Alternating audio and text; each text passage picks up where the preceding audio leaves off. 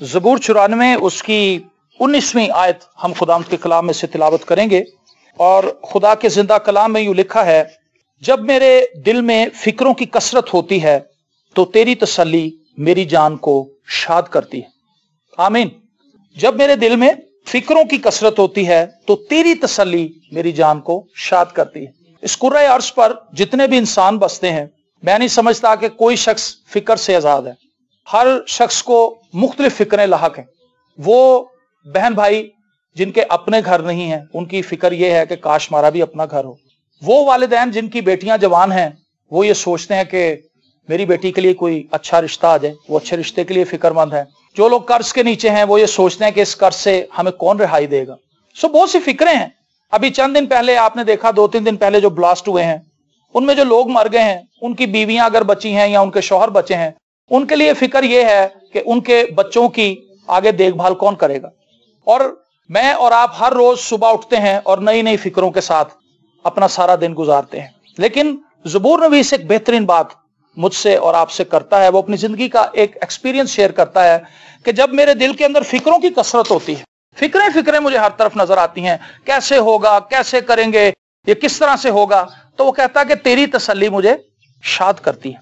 मेरे लिए और आपके लिए इन तमाम फिक्रों के अंदर जो सबसे मौसर चीज है हमें इन फिक्रों से आजाद करने के लिए, वो खुदा का कलाम है। आमीन। वो लोग जो हर रोज खुदा का कलाम पढ़ते हैं, आप टीवी लगा लें, जियो न्यूज लगा लें, समा टीवी लगा लें, सिटी 42 लगा लें, सारे दिन में शायद एक भी अच्छी खबर ना आपको मिले। ये हो गया, ये हो गया, ये हो गया, बम फट गया, फलानी जगह पे एक्सीडेंट हो गया, इतने बंदे मर गए। लेकिन जब भी आप खुदा का कलाम पढ़ेंगे, आपको तसल्ली की बात मिलेगी। Praise the Lord. मैं आपको अपनी जिंदगी के ताल्लुक से, शायद भाई को पता है या एक दो यहाँ पर लोग ऐसे हो जिन्हें पता हो, मेरी जिंदगी बड़ी अजीबोगरीब है। सबकी जिंदगी अजीबोगरीब है। वैसे हर शख्स की जिंदगी के अंदर कोई ना कोई ऐसी बात है जो दूसरे से मुनफरिद है। मैं अपने वालिदैन की शादी के 11 साल के बाद पैदा हुआ था। तो मेरी वालदा जो थी, उसने 10 साल इस फिक्र में गुजारे। वो जिस किसी शादी में जाती थी, जिस किसी फौतगी पे जाती थी, लोग उससे पूछते थे कि इतने साल हो गए हैं, कहीं तुम इलाज नहीं करवा रही, कहीं कोई ये सिलसिला। और वो मेरी माँ इस चीज से बड़ी फिक्रमंद रहती थी। और 11 साल तक मेरी माँ आंसू बहाती रही, रोती रही और दुआ करती रही कि खुदा मुझे औलाद दे। तो 11 साल के बाद मैं पैदा हुआ। और मेरे वालिद साहब जो थे, उनकी लाइफ का एक बड़ा मसला था कि उनके दोस्त अहबाब बहुत थे और वो अपने दोस्तों में वक्त गुजारते थे और बाहर रहते थे। और गुर्बत थी, बीमारी थी, परेशानी थी। और मेरे पैदा होने के 3.5 साल के बाद मेरी एक बहन पैदा हुई, जो 9 माह की जब हुई तो उसको पोलियो हो गया और वो चलने फिरने से कासिर हो गई। खूबसूरत थी वो और रंग रूप की बहुत अच्छी थी। और वक्त गुजरने के साथ साथ वो सिर्फ इतनी लिमिटेड हो गई कि वो कुर्सी पर ही बैठी रहती थी। सिर्फ उसका फेस ठीक था, बाकी उसकी सारी बॉडी खत्म हो चुकी थी। तो फिक्रें लाइफ के अंदर आती हैं और कई दफा तो इतनी देर तक वो स्टे करती हैं कि वो हमारी लाइफ के साथ जम ही जाती हैं और हालात मुश्किल होते गए। और फिर एक वक्त ऐसा आया कि मेरी वालदा को हाई ब्लड प्रेशर रहने लगा, इस परेशानी से कि मेरी बेटी जो है वो अपाहिज है। मेरा एक ही बेटा है जो ठीक है, उसकी पढ़ाई के लिए मेरे पास पैसे नहीं है, मैं किस तौर से उसको आगे लेकर जाऊंगी, उसको अच्छी तालीम दिलवाऊंगी। वक्त बड़ी तेजी से गुजरता गया और 1998 में मेरी वालदा को जनवरी में ब्रेन हैमरेज हो गया।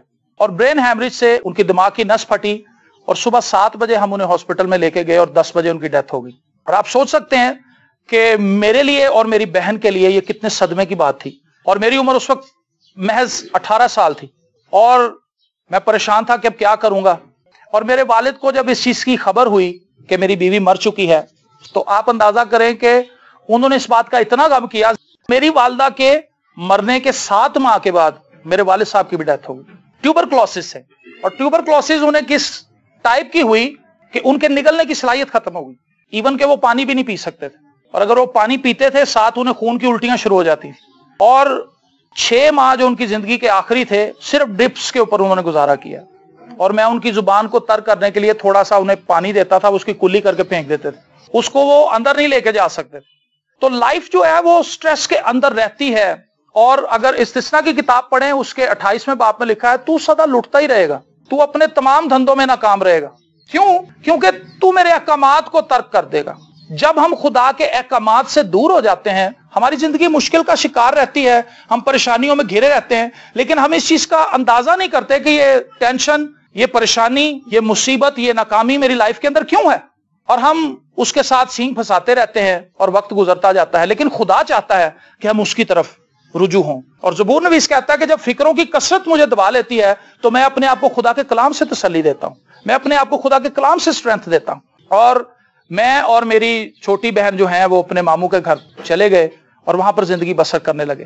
تو میری بہن جو تھی اس کو میرے تایا جی لے گئے، چونکہ ان کی ایک بیٹی تھی، اور میں اپنے ماموں کے پاس رہنے لگا۔ ماں باپ بھی مر گئے اور دونوں بہن بھائی بھی سیپریٹ ہو گئے، اور زندگی اسی مشکل کے اندر چل رہی تھی۔ لیکن مجھے اس چیز کا اندازہ نہیں تھا کہ اپنے والد صاحب کے ساتھ رہتے ہوئے مجھے بھی ٹیوبرکلوسس ہو چکی ہے، اور ٹیوبرکلوسس اس حد تک میری باڈی میں پھیل چکی ہے، مجھے بخار رہتا تھا اور میں جھک گیا تھا اور میں سوکھ گیا تھا، اور میں اسی ڈاکٹر کے پاس گیا جس نے میرے والد صاحب کو ڈائگنوز کی تھی یہ بیماری، اور میں کافی دیر کے بعد پہنچا، تقریباً 7-8 ماہ کے بعد۔ تو اس نے کہا کہ بیٹا آپ کے اندر تو کچھ بھی نہیں ہے، آپ کی آنتیں بھی گل چکی ہیں اور آپ کے پھیپھڑے بھی گل چکے ہیں، اور مجھے سانس نہیں آتا تھا۔ اور بھائی نے وہ جگہ دیکھی، بھائی شہریار نے، وہاں پہ ریلوے ٹریک ہے جہاں پہ میں رہتا ہوں، اس ریلوے ٹریک پر رات کو 1:30 بجے میں ٹرین کے نیچے آنے کے لیے گیا تھا۔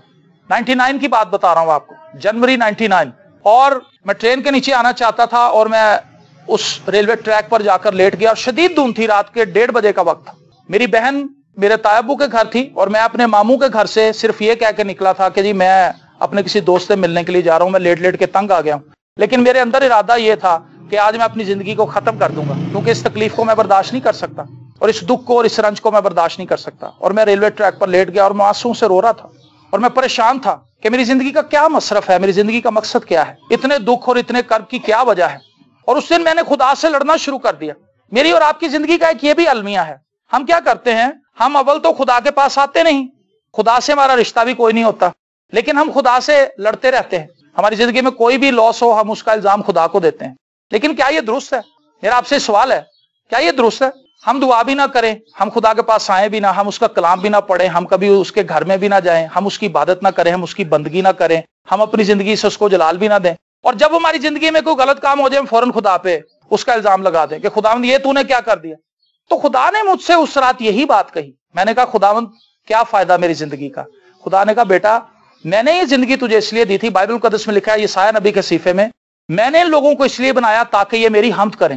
میرے اور آپ کے بنائے جانے کا مقصد یہ ہے کہ ہم اس کی حمد کریں، لیکن افسوسناک حقیقت یہ ہے کہ میں اور آپ آج خدا کی حمد نہیں کر رہے۔ ہم اپنی زندگی کے لیے تگ و دو میں لگے ہوئے ہیں، مکان بنا لیں، یہ کر لیں، باہر چلے جائیں، ادھر آ جائیں، ادھر چلے جائیں، گاڑی خرید لیں، فلاں کام کر لیں۔ یہاں پر یہ پنکھے کی جگہ بنی ہوئی ہے، یہاں پہ پنکھا لٹکائیں گے تو پنکھا کس لیے لگایا جاتا ہے؟ تاکہ وہ ہوا دے۔ اگر وہ ہوا نہ دے تو ہم اسے اتار کے پھینک دیتے ہیں۔ اے سی اس لیے لگاتے ہیں تاکہ وہ کمرے کو ٹھنڈا کرے، اگر وہ ٹھنڈا نہ کرے تو ہم اس کو اتار کے پھینک دیتے ہیں۔ ہر چیز کا ایک مقصد ہے۔ میرے اور آپ کے بنائے جانے کا بھی مقصد یہ ہے کہ ہم خدا کی عبادت اور اس کی بندگی کریں۔ اس رات خدا نے مجھ سے کہا کہ بیٹا میں نے تو تجھے بنایا تھا اس لیے کہ تو میری حمد کرے، لیکن تو دنیا داری کے دھندوں میں پھنس گیا، اور آج جب تو اس حالت میں اس نہج تک پہنچ چکا ہے، یہاں پر آ کر تو مجھ سے گلہ کر رہا ہے۔ تو میں نے اس سے کہا کہ خداوند میرے لیے تو اب معافی کے بھی کوئی دروازے نہیں، مجھے لگتا تو مجھے معاف بھی نہیں کرے گا، کیونکہ میں نے تو ساری عمر گناہ کیے ہیں۔ ایک آواز جو میرے اندر سے اٹھ رہی تھی وہ یہ تھی کہ اگر تو مجھے پکارے، مجھے بلائے اور سچے دل سے میرے حضور جھک جائے، توبہ کر لے، تو میں تجھے معاف کر دوں گا۔ اور میں نے ایسا ہی کیا، میں نے اس رات توبہ کی۔ لیکن جو چیز سب سے حیران کن تھی میری زندگی میں وہ یہ تھی کہ میں نے لائیو خداوند یسوع مسیح کو دیکھا ہے۔ کیسے؟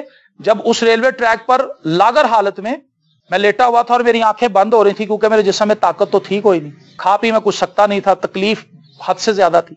اور رات کے 1:30 بجے اس جگہ پر میں نے دھند کے اندر ایک لائٹ کو چمکتے ہوئے دیکھا، اور اس لائٹ کے اندر میں نے خداوند یسوع مسیح کو دیکھا، اور وہ اس لائٹ میں سے چل کے میرے پاس آئے، اور انہوں نے کہا کہ میرے پیارے بیٹے تو نے پہلی دفعہ زندگی میں سچے دل سے مجھے پکارا ہے، اور میں تیرے سامنے ہوں، میں تجھے شفا دیتا ہوں، اٹھ کے کھڑا ہو جا اور تو میری خدمت کر۔ 19 سال ہو چکے ہیں اس بات کو۔ اور اگلے دن صبح میں اس ڈاکٹر کے پاس گیا جس نے مجھے کہا تھا کہ آپ کی آنتیں گل چکی ہیں، اور واقعی وہ صحیح کہتا تھا، کیونکہ میں پانی بھی پیتا تھا تو مجھے ایسے لگتا تھا جیسے میں نے تیزاب پیا ہے، اتنی تکلیف تھی۔ اور اس نے کہا آپ کے پھیپھڑے بھی گل چکے ہیں، اسی لیے آپ کو سانس نہیں آتا۔ اور جب میں گیا تو میں نے کہا ڈاکٹر صاحب آپ میرا ایکسرا کریں، مجھے چیک کریں۔ تو وہ اپنے جو ساتھ اس کے لڑکا تھا اس نے کہا کہ یار موت تو ڈر گیا، آہستہ سے اسے کہنے لگا کہ یار بچہ یتیم ہے گا یار، ایسا ایکسرا کر دے۔ اور وہ مجھے اندر لے گیا اور اس نے مجھے ایکسرے روم میں میرا ایکسرا کھینچا، اور اس نے مجھے باہر بھیج دیا۔ جب وہ ڈیولپ کر کے اس کو باہر لایا تو ایکسرے کے اندر برانڈ نیو پھیپھڑے تھے۔ تو وہ ڈاکٹر مجھے کہنے لگا، اس لڑکے کو کہنے لگا وہ کدے لے آیا ایکسرے، اے منڈے دے تے حالت ہی بڑی پیڑی تے تو کیڑا ایکسرا لے آیا؟ اس نے کہا سر جی ایکسرا کوئی ہوا ہی نہیں آج سال، پہلا ہی تو یہ پیشنٹ ہے۔ تو وہ ڈاکٹر مجھے کہنے لگا کہ اب لیٹو کیونکہ اب میں آپ کا الٹرا ساؤنڈ بھی کروں گا۔ اور جب اس نے الٹرا ساؤنڈ کیا تو اس کے اندر آنتے بھی ٹھیک تھی، تو میرا شکل دیکھنے لگا، کہنے لگا کہ چکر کی ہے ذرا میں نے سمجھا۔ میں نے اس سے کہا کہ کل رات خداوند یسوع مسیح، مسلم ڈاکٹر تھا وہ، تو میں نے کہا کل رات میری خداوند یسوع مسیح سے ملاقات ہوئی ہے۔ اس نے کہا یس جیسس کرائسٹ معجزات کرتے ہیں۔ میں نے دیکھا ہے کہ بہت سے پیشنٹ ڈاکٹرز انہیں کہہ دیتے ہیں کہ آپ کے لیے کوئی ہوپ نہیں، وہ عبادات میں جاتے ہیں اور خدا ان کے لیے معجزے کر دیتا ہے۔ تو اس نے کہا کہ میں اس چیز پہ بلیو رکھتا ہوں کہ کرائسٹ جو ہیں وہ معجزات کرتے ہیں۔ آمین، یہ کتنی بڑی بات ہے۔ لیکن دوسری طرف افسوسناک بات یہ ہے کہ میں اور آپ اتنے بڑے خدا کے پیروکار ہوتے ہوئے بھی خالی ہیں، کیونکہ ہم اس کی بندگی نہیں کرتے، اس کی عبادت نہیں کرتے۔ میں اپنی زندگی کو دو حصوں میں تقسیم کرتا ہوں، مسیح کے بغیر اور مسیح کے ساتھ۔ یہ میری ناکامی کی کہانی تھی، لیکن مسیح کے بعد میری زندگی کے اندر ناکامی نہیں رہی۔ مسیح کے بعد میری زندگی کے اندر بڑی رنگینیاں ہیں، بڑی خوشی اور شادمانی ہے۔ کیسے؟ میں ایک جگہ پہ ملازم ہو گیا اور اس نے دیکھا کہ یہ لڑکا اخبار پڑھتا ہے اور یہ سب کچھ کرتا ہے، تو اس نے مجھے کہا کہ بیٹا آپ کو پڑھنے کا شوق ہے؟ میں نے کہا جی پڑھنے کا تو شوق ہے لیکن حالات ایسے نہیں ہیں کہ میں پڑھ سکتا، میرے والدین کی ڈیتھ ہو گئی ہے۔ تو اس نے کہا آپ کیا؟ میں نے کہا جی میں انڈر میٹرک ہوں۔ تو اس نے کہا آپ نے میٹرک کرنی ہے، آپ کرنا چاہتے ہیں؟ میں نے کہا جی میں پڑھنا چاہتا ہوں۔ اس نے کہا چلیں آپ کتابیں لے کر آئیں، تیاری کریں، میرے کام میں حرج نہیں ہونا چاہیے، آپ میرا کام صحیح کریں، میں آپ کو تنگ نہیں کروں گا، آپ پڑھتے رہیں چاہے یہاں پہ۔ میں کام کرتا تھا آفس کا جو بھی میرے ذمہ لگا تھا اور میں پڑھتا رہتا تھا۔ میٹرک کے پیپر دے دیے، پاس ہو گیا۔ اس نے کہا اب کیا کرنا ہے؟ میں نے کہا جی ایف اے کرنا ہے۔ تو اچھا چلو ایف اے کتابیں لے آؤ۔ ایف اے کے پیپر دیے، پاس ہو گیا۔ کہتا اب کیا کرنا ہے؟ میں نے کہا جی بی اے کرنا ہے۔ کہتا چلو بی اے کتابیں لے آؤ۔ بی اے کی کتابیں لا کے تیاری کی، آفس میں بیٹھ کے پیپر دیے، پاس ہو گیا۔ اس نے بڑی مٹھائی وغیرہ دی۔ کہتا اب کیا کرنا ہے؟ میں کہا جی ایم اے کرنا ہے۔ کہتا کس سبجیکٹ میں کرو گے؟ میں کہا جی ایم اے اردو کروں گا۔ کہتا چلو جاؤ ایم اے اردو کی کتابیں لے کے آؤ۔ ایم اے اردو کی کتابیں لایا، پیپر دیے، پاس ہو گیا۔ کہتا اب کیا کرنا ہے؟ میں نے کہا جی اب بی ٹی ایچ کرنی ہے۔ کہتا اچھا اس سے کیا ہوگا؟ میں نے کہا جی وہ میں بیچلر بن جاؤں گا، اس میں اچھی سٹڈیز ہیں۔ کہتا چلو وہ لے آؤ کتابیں۔ وہ کی، اس میں نے 3 سال کا کورس کر کے وہ بھی کلیئر کر لیا۔ کہتا اب کیا کرنا ہے؟ میں نے کہا جی ماسٹر آف ڈیوینٹی کرنی ہے۔ کہتا اچھا، کہتا چلو وہ بھی بکس لے آؤ، داخلہ لے لو۔ ماسٹر آف ڈیوینٹی کر لی میں نے، اب میں ڈاکٹریٹ کے لیے تھیسس لکھ رہا ہوں۔ آمین۔ ایک وہ بچہ جو یتیم تھا، اور زبور کے اندر لکھا ہے جب میرے ماں اور باپ نہیں رہیں گے تو خداوند مجھے سنبھال لے گا۔ پریز دی لارڈ۔ ہم فکریں کر رہے ہیں کیسے ہوگا، اب کیا کریں گے، اب کیا ہوگا۔ لکھا ہے اپنی فکریں اس پر ڈال دو کیونکہ اس سے تمہاری فکر ہے۔ کتنی سمپل بات ہے۔ لائف کو اگر میں اور آپ سمپل بنانا چاہیں تو بڑی سمپل ہے، لائف کو اگر مشکل بنا لیں تو اس کی کوئی حد ہی نہیں ہے، جتنا مرضی مشکل بنا لیں۔ لیکن میں آپ کی لائف کو سمپل بنانا چاہتا ہوں، اور میں آپ کو اپنی گواہی سنا رہا ہوں، کسی دوسرے کی نہیں۔ اور خداوند نے مجھے بہت سرفرازی بخشی، اور میں 19 سال سے انجیل کی خدمت کر رہا ہوں، خدا کا کلام سنا رہا ہوں، بہت سے لوگوں کے ساتھ میں اٹیچڈ ہوں۔ خدا نے مجھے بہت سے توڑے بھی دیے ہیں۔ مجھ سے پہلے میں فلمی سنگر تھا، غزلیں گاتا تھا اور محفلوں میں جاتا تھا، بینڈز کے ساتھ جاتا تھا۔ لیکن جب میں نے توبہ کی اس کے بعد میں نے پہلے دن یہ فیصلہ کر لیا تھا کہ اب میں کوئی گانا نہیں گاؤں گا، کوئی غزل نہیں گاؤں گا، میں خداوند کے لیے گاؤں گا۔ آپ انٹرنیٹ پہ جا کے پاسٹر شہزاد الیاس لکھیں، وہاں پہ آپ کو بہت سے گیت مل جائیں گے میرے، اور بہت سے کلام مل جائیں گے جو وہاں پر اپلوڈ ہیں، اور آپ ان سے برکت پا سکتے ہیں۔ میں بتانا یہ چاہتا ہوں کہ ایک ایسا شخص جس کے پاس کوئی بھی سورس نہ ہو، کس طور سے خدا اس کو اوپر لے کر آیا اور کس طور سے خدا اس کو برکت دے رہا ہے۔ اور میں یہ مان رکھتا ہوں کہ جب تک میں زندہ ہوں خدا مجھے برکت دیتا رہے گا، کیونکہ وہ کل، آج اور اب تک یکساں ہے۔ میرے لیے اور آپ کے لیے ضروری ہے کہ ہم اپنی زندگی خداوند کے سامنے لے کر آئیں۔ ایک گاؤں میں گیا تھا، وہاں پر ایک شخص نے مجھے کہانی سنائی تھی، ایک مینڈک کی اور مچھلی کی۔ ایک جوہڑ کے اندر ایک مینڈک اور مچھلی رہتے تھے۔ مینڈک بہت دعا گو تھا اور مچھلی جو تھی وہ بڑی شرارتی تھی، وہ دنیا داری میں گھری ہوئی تھی۔ تو مینڈک اسے کہتا تھا کہ باجی اسی عبادت کرنے ہیں، تسی ساڈی عبادت چ آیا کرو۔ تو مچھلی کہنے لگی ہے جا کام کر، تو آپ تے بڈھا ہو گئے تے میں تے ینگ ہاں جے، بہت سی باتیں۔ لیکن وہ ہمیشہ اسے کال دیتا تھا کہ آپ خداوند کی طرف آئیں، آپ خداوند کی طرف آئیں۔ اور ایک دن کیا ہوا کہ ایک شخص آیا، اس نے جوہڑ کے اندر بنسی ڈالی اور وہ مچھلی آ گئی اس کے اندر، وہ مچھلی کو نکال کے لے گیا اور وہ چیخنے چلانے لگی بچاؤ بچاؤ۔ اور جب وہ اپنے گھر پہنچا تو اس نے اس کے چانے چھیلنے شروع کر دیے اور مچھلی روئی اور وہ چلائی۔ اس نے کہا خداوند مجھے معاف کر دے، وہ مینڈک مجھے سمجھاتا تھا کہ تو توبہ کر، خدا کی طرف آ۔ میں تو ہمیشہ اس کو ٹھٹھوں میں اڑاتی تھی، لیکن یہ تو واقعی صحیح بات ہے، تو میری مدد کر، میری جان بچ جائے اس شخص سے تو میں اپنا آپ تجھے دے دوں گی۔ لیکن اتنی دیر تک وہ اس کی ایک سائیڈ کے چانے اتار چکا تھا۔ اور پھر ہوا کیا، کہتے ہیں کہ شدید طوفان آ گیا، بارش آ گئی اور وہ شخص، اولے پڑنے لگے، وہ شخص گھبرا کے اندر چلا گیا اور مچھلی اس پانی میں بہتی بہتی دوبارہ جوہڑ میں پہنچ گئی۔ जोहड़ में जब पहुंची तो मेंढक को बताने लगी खुशी से, उसने कहा कि मैंने भी भाई तौबा कर ली, कल से मैं आपकी मीटिंग में आऊंगी, आपकी इबादत में। कहता बाजी एक पासा छला के तौबा की थी। मैं और आप भी क्या करते हैं, उतनी देर तक खुदा के पास नहीं आते जब तक हमारी जिंदगी के अंदर मुश्किलात के पहाड़ खड़े ना हो जाए। लेकिन जब हम अच्छे वक्तों में खुदावंद के साथ रहें, खुदावंद के साथ ही चलते रहें, तो क्या ये बुरी बात है? खुदा मेरी जिंदगी के और आपकी जिंदगी के, हमारी जिंदगी के हर एक मामले में हमें लीड करेगा, हमें गाइड करेगा। जब फिक्रों की कसरत मुझे याद आती है तो तेरी तसल्ली मेरी जान को शाद करती है। खुदा अपने कलाम से हमें तसल्ली देता है, खुदा अपने कलाम से हमें तकवीयत देता है, खुदा अपने कलाम से हमारी रहनुमाई करता है। तेरा कलाम मेरे कदमों के लिए चिराग और मेरी राह के लिए रोशनी है। खुदा का कलाम रोशनी बनकर मेरे लिए और आपके लिए तारीकी में चमकता है। वो हमें गाइड करता है कि हमने कहां पर पैर रखने हैं, कहां पर नहीं रखने। पतरस कहने लगा खुदावंद सारी रात से मछली पकड़ रहे हैं, कोई मछली हाथ नहीं लगी, लेकिन यीशु ने उससे कहा कि मुझे तेरी कश्ती चाहिए। इस हालत में जी, जब उसके पास कुछ भी नहीं था, मछली नहीं पकड़ी हुई थी, उसने खाली हाथ था। अब उसके लिए पहले ही तकलीफ तो यह थी कि सारी रात का थका हुआ था, ऊपर से खुदावंद यीशु मसीह ने कश्ती भी मांग ली। उसने कहा अच्छा जी कश्ती के अंदर आ जाओ, और खुदावंद यीशु मसीह खड़े हो गए, पता नहीं कितनी देर कलाम सुनाते रहे। और उसके बाद खुदावंद यीशु मसीह ने कहा गहरे में ले चल। उसने कहा मैंने यहां पर बड़ी दफा जाल डाला है, लेकिन तेरे कहने पर जाल डालता हूं। और आपको वो वाकया पता है, इतनी मछलियां वो पकड़ लाया कि उसको अपने साथियों को भी बुलाना पड़ा, क्योंकि उनके जाल फट रहे थे, उनकी कश्तियां भर गई। जब खुदा हमें गाइड करता है तो हमें कहता है कि इस जगह पे जाल डाल, फलां जगह पे जाके जॉब कर, फलां जगह पे बिजनेस कर, फलां जगह। हम सोचते हैं कनाडा, अमेरिका, हो सकता है खुदा आपको वहां पे ना ले जाना चाहता हो, पाकिस्तान के अंदर इतना आपको बेहतरीन कर दे कि आप यहां पे पुरस्कून जिंदगी गुजार सके। बाहर के बड़े दुख हैं, बड़े मसाइल हैं, लेकिन हमें नजर आता है कि शायद बाहर जाके जिंदगी आसान हो जाएगी। बाहर जाके मैं कहता हूं यहां पे फिक्रें सांवली हैं, वहां पर फिक्रें गोरी हो जाएंगी। फिक्रें तो फिक्रें रहेंगी, हालात वैसे ही रहेंगे, शक्ल बदल जाएगी। सो इसी में रहें जहां पर खुदावंद ने आपको रखा। पाकिस्तान में किसी खास मकसद के लिए रखा गया जी हमें, मैं ये समझता हूं, मेरा ये मानना है, शायद आप इससे इत्तेफाक करें। अगर वो चाहता तो बराह रास्त मुझे कनाडा में पैदा करा देता, लेकिन उसने मुझे पाकिस्तान में पैदा होने दिया। उसका कोई मकसद था कि मैं पाकिस्तान में कुछ करूं, और आप सबके लिए भी कुछ है मकसद, बगैर मकसद के तो आप नहीं बनाए गए। लेकिन पहला मकसद जो मैं आपको बताना चाहता हूं वो ये है कि उसने मुझे और आपको अपनी हमद के लिए पैदा किया, ताकि हम उसकी परस्तिश करें, उसकी इबादत करें, उसके नाम को इज्जत और जलाल दें। मैं इस खानदान के लिए दिल से दुआ गो हूं कि खुदावंद इन सब पर अपनी बरकत को नाजिल फरमाए। भाई शहरियार के लिए, इनके बिजनेस के लिए, इनकी बेटी के लिए, और इनके सारे घराने के लिए, इनकी अहलिया के लिए, वालदा के लिए, बहन के लिए, और जितने भी इनके खानदान के अंदर अफराद हैं, आप सबके लिए मेरे पास ये पैगाम है कि खुदावंद के पास आइए, खुदावंद को वक्त दीजिए। और जब हम खुदावंद को वक्त देंगे, खुदावंद हमें तसल्ली देगा, खुदावंद हमें हौसला देगा, और हमारी जिंदगी के अंदर शादमानी आ जाएगी। और जेब खाली भी हो, हम खुश होंगे। हर हाल में हम खुदावंद की शुक्रगुजारी करने के काबिल हो जाएंगे जब खुदावंद की शादमानी हमारे अंदर होगी। हालेलुया। और जब खुदावंद हमारे साथ नहीं होगा तो हम अच्छे हालात में भी ना शुक्रापनी करेंगे। लेकिन वो शख्स जिसके साथ खुदावंद है, वो कहता है चाहे अब तवेले के अंदर मुआशी ना हो, ताक के अंदर चाहे फल ना लगे, लेकिन मैं फिर भी खुदावंद से खुश वक्त रहूंगा। और रोमियो के खत के अंदर लिखा है कि मेरा रास्तबाज बंदा ईमान से जीता रहेगा। आमीन।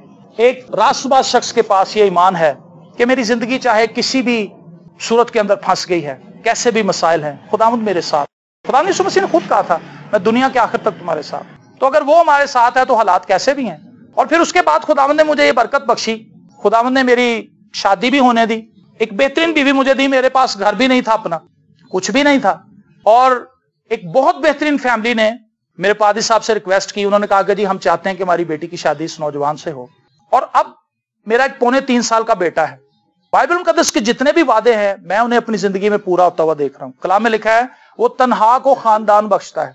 तो मेरा खानदान तो खत्म हो गया था, फिर बना दिया उसने, खुदा ने बनाया है। सो मेरी और आपकी जिंदगी के भी कोई भी मसाइल है, मैं नहीं जानता आपके क्या क्या मसाइल हैं, लेकिन एक बात मैं जानता हूं कि आप तमाम के मसाइल के हल खुदा के पास हैं। हालेलुया। आइए अपनी आंखों को बंद करें और हम सब दुआ मांगें।